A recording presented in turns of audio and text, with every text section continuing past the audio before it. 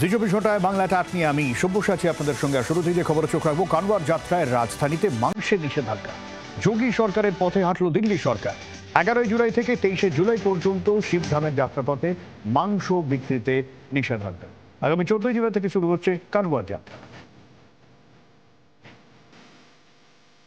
Operation চলাকালীন ছাদ ভেঙে নিচে পড়ল কুকুর। ঘটনা ঝাড়খণ্ডের ধানবাদের রেল হাসপাতালে। অপারেশন বন্ধ করে রোগীকে তড়িঘড়ি অন্য ওটিতে স্থানান্তর করা হয়। গুরুতর আঘাত পান এক নার্স। ঘটনাস্থলে আসে হাসপাতালের ইঞ্জিনিয়ারিং বিভাগের কর্মকর্তা।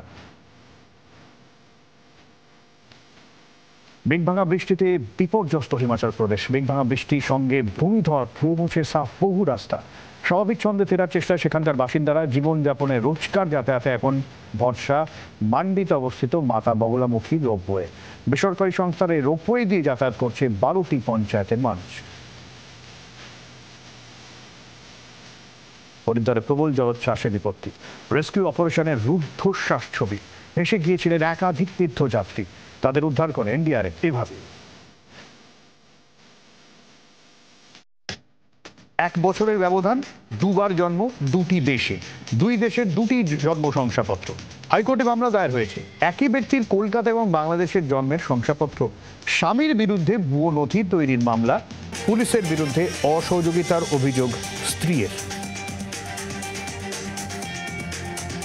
চাকরি দেওয়ার নামে কোটি টাকার প্রতারণার অভিযোগে গ্রেফতার মালদার বাসিন্দা সুকুমার মণ্ডল।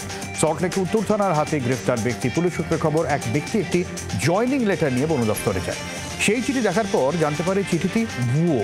2024 সালের 20 সেপ্টেম্বরের ঘটনা। থানায় অভিযোগ দায়েরের দীর্ঘ 2 বছর পর গ্রেফতার অভিযুক্ত। কপিল শর্মার ক্যাফেতে বন্দুকবাজের হামলা। কিছুদিন আগেই কানাডায় এক নতুন ক্যাফের উদ্বোধন করেন কপিল শর্মা। বুধবার রাতে সেই ক্যাফেতেই অতর্কিতে হামলা চালায় বেশ কয়েকজন দুষ্কৃতী। এভাবে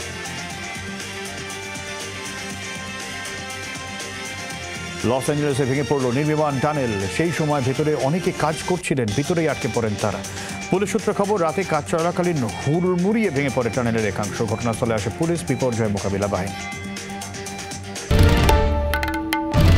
বাংলার আওয়াজ, বাঙালির আবেগ, জি 24 ঘন্টা।